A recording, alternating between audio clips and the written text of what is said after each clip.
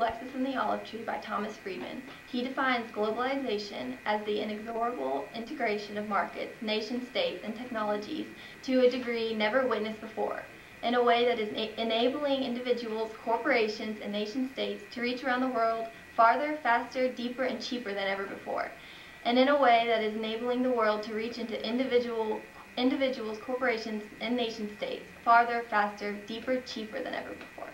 Throughout this documentary, we plan to relate Friedman's definition of globalization to McDonald's, a company that boasts over 30,000 restaurants in over 100 countries.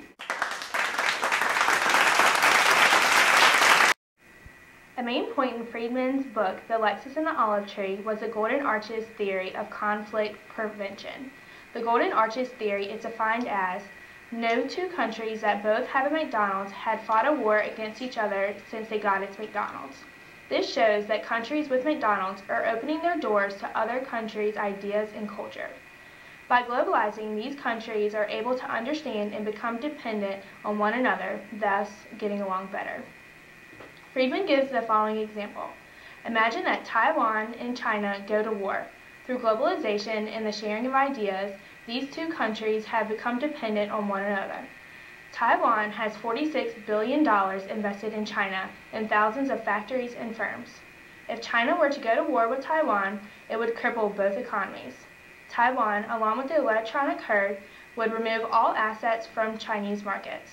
This would crash the Chinese market and leave the Chinese and other remaining investors with nothing.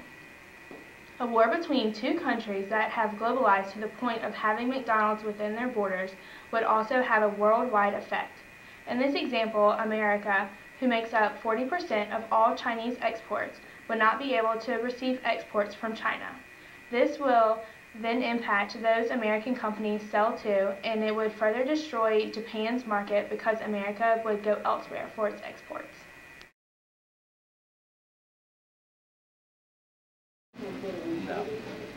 No, I haven't. No, I haven't. Cheeseburger.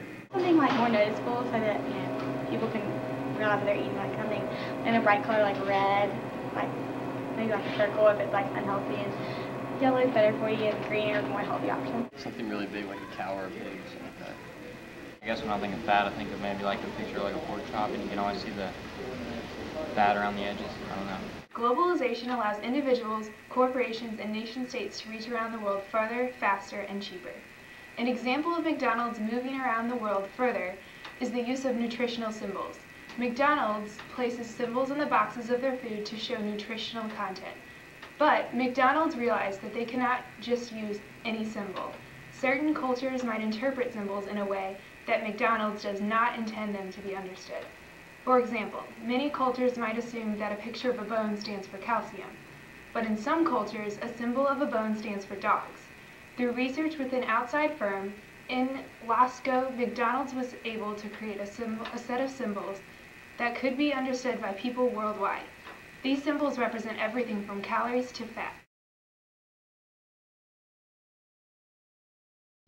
In the past, yes, I have. No, Any selection? No. Probably just the regular menu. I'd say on average about half and half. The dollar menu. McDonald's uses dollar menu to appeal to mainly low-income ethnic consumers. McDonald's is able to sell these cheaper products in many of its global markets. Not only are these products cheap for the consumer, but they are cheaper to make than most items on the McDonald's actual menu. By offering cheaper products, McDonald's was able to raise sales 2% in the US, 8% in Europe, and 8% in African and Asian markets.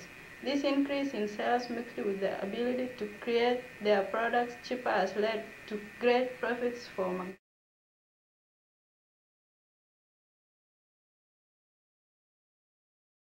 This is my time in. I have seen the movie. It's gross. Yes. Yes. Yes, definitely. It has. It was gross. Very gross movie. Really hasn't affected it at all. Fun. Globalization allows the world to reach into individuals, corporations, and nation-states. A good example of this is Morgan Spurlock's movie, Super Size Me. In this, Morgan Spurlock acts as a super-empowered environmentalist.